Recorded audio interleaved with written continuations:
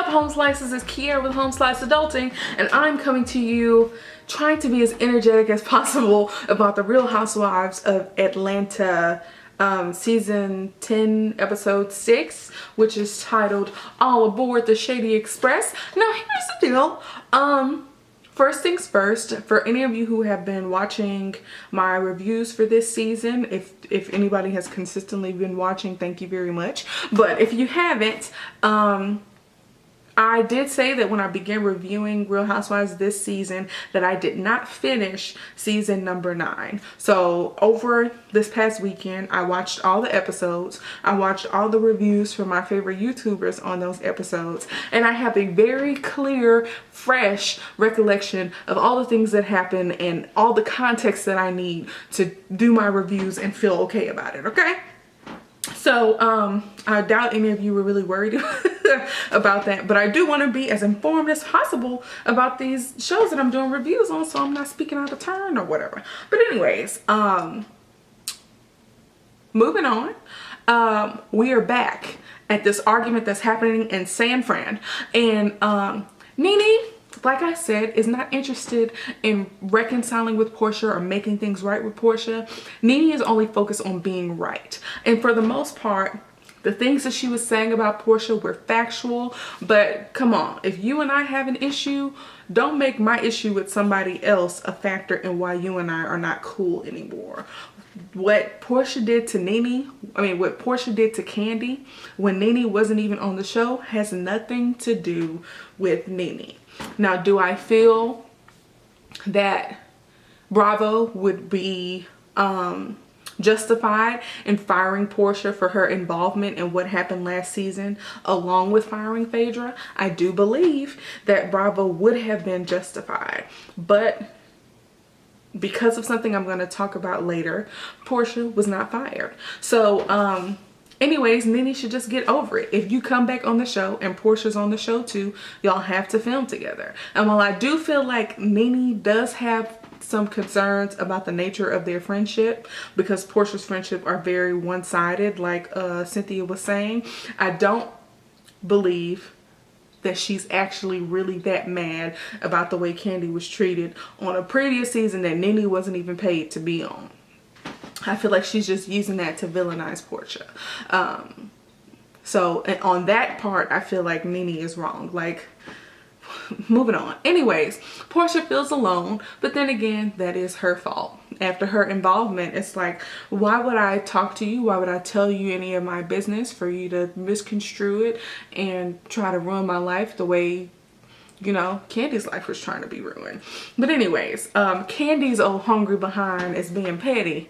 But first, about the hunger, she was saying, y'all, we left before, you know, the pizza got here. Can we order a pizza? I can't do Kandi's voice the way Forrest Rocks does it. Let me see. Can we do? That's how Forrest Rocks when she does Kandi's voice. Can we do a pizza? Like, I can't do it. It's hilarious. Anyways. So anyways, Kandi feels good, I guess you could say, about not being the only person who has an issue with Portia, which I find extremely petty. But anyways, I won't go into who said what back and forth or whatever, because, you know, Bravo is good for a little flashing over here and flashing over there. But I will highlight a few points. Point number 1. When Kenya and the other girls, everybody except Portia and Sheree, were in the room talking, Kenya said that Portia is the one who spread the rumor about Kandi drugging or attempting to drug and rape Portia. Now, because I have just freshly watched season number 9, I will say emphatically that Portia did not spread that rumor. And here's the deal. Because if Portia really believed that Phaedra got that information from Kandi firsthand, Portia was bringing it up in an argument as ammunition, and she brought it to the source. So if Portia really did believe that Kandi said that, she was bringing it to the source. It was Kandi who had a little messy session and rant about the conversation where all of the girls found out. And the rumor was spread because Kandi ranted about it to her friends. Now, you can tell your good girlfriends anything that you want to tell them, but had Kandi not been so in her feelings, it could have kind of stopped right there. So I'm not saying that Kandi, I don't want anybody to get in the comments saying that I'm making Kandi responsible for, you know, the slanderous things, because things just come out. If you and I are friends and something like that that's so offensive to me came out, I would definitely tell my friends. But telling my friends on camera on a national television show, that's a little bit different. So anyways, Portia did not spread that rumor. Kandi was responsible for distributing that news. Nobody believed it, of course. But I just wanted to clear that up. And I believe that's one of the reasons why Portia was not fired, because Portia was not the one who took it back to the girls. It was Kandi. So moving on. Anyways, Portia, like I said, is a one-sided friend. This goes back to what I said about her being selfish.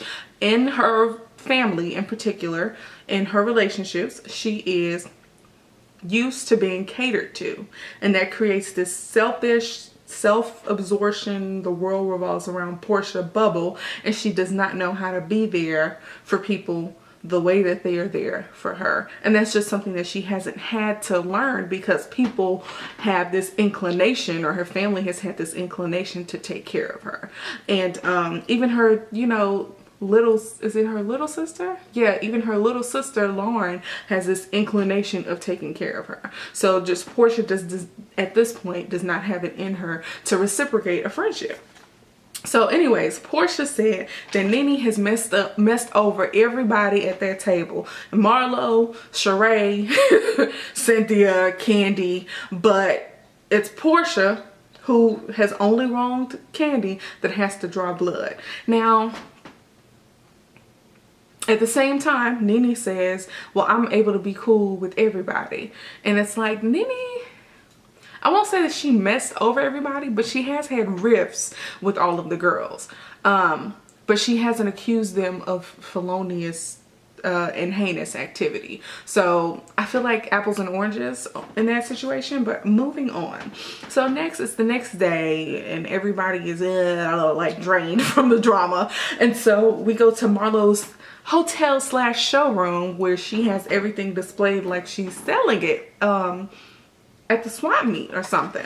But anyways, apparently some of the girls are going to be splitting up into 2 separate groups to prevent what happened the previous night, which isn't a bad idea, and actually kind of worked out. It worked out way better than I thought it was. We'll talk about that later. But anyways, Portia calls her mom, and her mom is like, Nene is too old to be doing that. And she's not wrong, but whatever.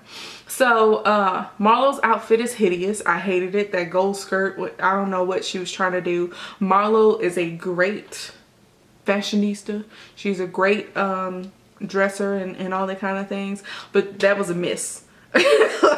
I'm not, you know, that into fashion or whatever, but that was definitely a miss. I did not like that at all. Kenya is sad, and Portia kind of gets emotional because she has a similar situation where she's mourning the death of her uncle. And because Portia feels like everybody is kind of against her, she doesn't feel comfortable showing her emotions in front of everybody. And you know, it's probably because she would feel like the other girls would be under the impression that she was trying to make them feel sorry for her or something like that. And so anyways, Cynthia goes over to Portia and just starts giving her friendship advice, because Cynthia, of all people, was hit really hard when Nene turned on her. Essentially. Or when Nene turned on Peter, which was turning on Cynthia. But anyways, Cynthia's like, you know, Nene's friendship goes in cycles. I know exactly what you're going through, and you just have to figure out a way to get through to her that you're sorry. But anyways, Portia, and you know, Portia is with, who's she with? Sheree and Marlo. And then Cynthia is with the rest of the girls, Nene, Kandi, and somebody else. Anyways, Portia's group is in Chinatown. But Portia feels like she's been transported to Tokyo, which is in Japan. She's not in Japantown. She's in Chinatown. I know somebody got at her about that, but Portia is famous for saying stupid stuff. Anyways, moving on. Nene made a joke about Sheree's man being in Alcatraz. That was funny. Nene says that he was a con artist. And you know, Kandi was like, I hope he doesn't con her out of Chateau Sheree. And Kenya was like, well, the house ain't in her name, so he can't con her out of it. But anyways, Marlo's group comes up with this wedding idea, and I really thought it would come off really bad, and it's in poor taste. And like Kandi said, I was thinking the same thing that Kandi said later on when she found out about the wedding. Like, this is gonna be her basically getting a taste of her own medicine from that divorce party that she threw, that was, you know, as far as Phaedra and Cynthia were concerned, it was in poor taste. But anyways, I felt like they should have just thrown her a bridal shower, which would have shown more support as opposed to throwing shade. But anyways, they all get together to throw the wedding together. Marlo says that Mark is coming, and Candi's like, oh, I finally get to meet him. And so, you know, Kenya and Cynthia show up. Cynthia is the best woman. Not the best one, maid of honor. There we go. And Kandi is singing, "Here Come the Ride." Y'all, I cannot do Candi's voice. I'm not that good with impressions anyway, but whatever. Kenya is taking it very well, and she said, you know, it made me laugh because it was so stupid. And I was like, it's wonderful that she is actually taking this in stride and taking it for what it is, as a joke. So I thought that was really good. Now Portia pulls Kandi to the side and says, I'm sorry, I take responsibility. I think it was important to her to say that she took responsibility after the previous night she spoke up and said, you know, everybody has to take accountability for their actions. Now, Kandi really wasn't here for it. There's, like Kandi said the previous night, there's probably nothing that Portia could ever do to get back in her good graces. So Kandi was kind of over it, but Portia needed to say that to Kandi, or she felt she did. I felt like it didn't really do anything. But anyways, Portia, where's the... Oh, y'all, Portia dropped flat Mark on the floor, and Kandi was like, you had one job, girl. And I was like, you know what? You did only have one job. I feel like that was really dumb for Portia to do that, but seemed to be on purpose. But anyways, they get on the train to go to Napa Valley to hang out at the vineyard or whatever's. And Portia got the bad seats because she had to go to the bathroom. And she got to sit with the two people that don't really like her that much. And so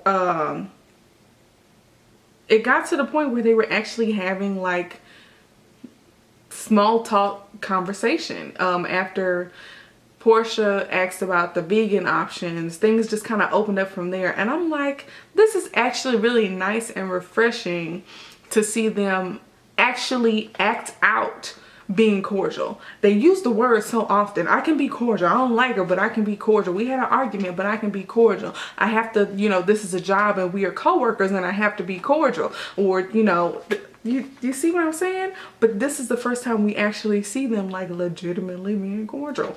And I thought that was really, really nice. But Kenya starts talking about what her husband likes. Oh, he doesn't want me to put on too much weight. He likes it when I'm toned. And Portia had kind of a good point. Every time Kenya talked about her husband, he kind of was coming off as controlling just a little bit. Portia pointed that out, but I was gonna say the same thing. And I'm like, I had the same thought as Portia. That's weird. Anyways, while Kenya is talking about her man, Kandi can't stop making faces. Because Candy's like, I can't verify none of this. You know, it's very hard for her to listen about somebody who might be a ghost. Anyways, the girls call Kandi over to ask about Portia's apology, and she tells them what went on or whatever. I don't know why Portia felt the need to explain herself to Kenya regarding, you know, taking responsibility for her actions or whatever. And Kenya, you know, gave her little opinion or whatever, and Portia received it or whatever. I'm like, why is Portia explaining herself to Kenya? But I'm like, Portia needs people to film with, so maybe she's trying to rebuild some bridges so she can keep her job. Now they get to Napa Valley and they meet Jean-Charles, who is flirting with all the ladies and feeding them grapes, and he's the owner of the vineyard, so that explains why Marlo deep-throated those grapes. She thought that she had, you know, her new meal ticket, and you know, he could have been the one, but no, he couldn't, because the man is married. And Portia and everybody were like, oh, you married? Where's your wedding ring? Nobody knew that he was married. So that was funny to me, that Marlo deep-throated those grapes for no reason. She thought she was impressing him, but it didn't work out that way. So next they do grape stomping, and of course Kandi and Nene are fun snatchers, but they have a good time. Kenya ends up leaving because she has to go to her grandmother's funeral. And we find out that Kandi's husband Todd was being a little messy queen when they were in New York for her photo shoot, because he wanted to swing by Kenya's husband's restaurant, which they ended up not doing. But they all have a discussion, and Cynthia just is not here for them, talking about Kenya's real or fake marriage. And when when Marlo's like, well, let's play a game. Raise your hand if you think Kenya is really married. The only person who raised their hand was Kandi. And so Cynthia leaves the table, and she's really not happy about it. And Nene feels that Cynthia is up Kenya's butt. But Nene kind of surprises me when she gets up and goes over to Cynthia, and she seemed very sensitive. And it's either a ploy to try to get Cynthia back to be up her butt, or she really cares about Cynthia, or she was being nosy. I don't know. Either way it goes, Nene did appear very sensitive, and, you know, was talking to Cynthia as a friend. And so Cynthia is actually like crying a little bit, and it seems like it's more so that Cynthia is upset about not being invited to the wedding, as opposed to being upset that the girls are talking about her and, you know, cutting her down because now she has a man and she's happy, but nobody has met him or whatever. And so I think Cynthia's reaction to the girls was more so her not being able to defend herself against being Kenya's basically best friend, but not being invited to the wedding. So anyways, Portia was right about that when she mentioned it in her confessional. But next time on Real Housewives of Atlanta, we have Cynthia, who speaks up about not being happy about not going to Kenya's wedding. We'll see how that goes. Portia is dating, or gets set up with a matchmaker, and doesn't seem to be happy with the the guy that was picked. Will is dating other people, and Kandi tries to check him on that, but Cynthia looks like she's well aware, and Candy's like, who would be okay with that? I know I wouldn't. But anyways, oh guys, yeah, it's my 3-year anniversary with my boyfriend today. Woo woo! Congratulations to us. Oh yeah. Anyways, Sheree is talking to her life coach, and you know, her life coach is real proud of her. Like, he finally got her talking about the domestic violence. Maybe she's told her children, maybe she hasn't, I don't know at this point. But then she's like, you know, I have a boyfriend. It feels so weird to say that because I'm old. And he's like, oh, you have a boyfriend? And she's like, yeah, he's in prison. And his face, his face needs to be a meme. That was so funny. But I think he feels like she took 3 steps forward with the domestic violence thing, and with a dude in prison she took like 10 steps backwards. But you know, at least you know, he can't hit her while he's in jail. Whatever. Thank you guys for watching. I really appreciate all of the support and all of the love. My videos have been getting better views, which is super cool. You should like, comment, and subscribe if you enjoyed this video, and if you're still here watching. And thank you guys. Peace out, home slices.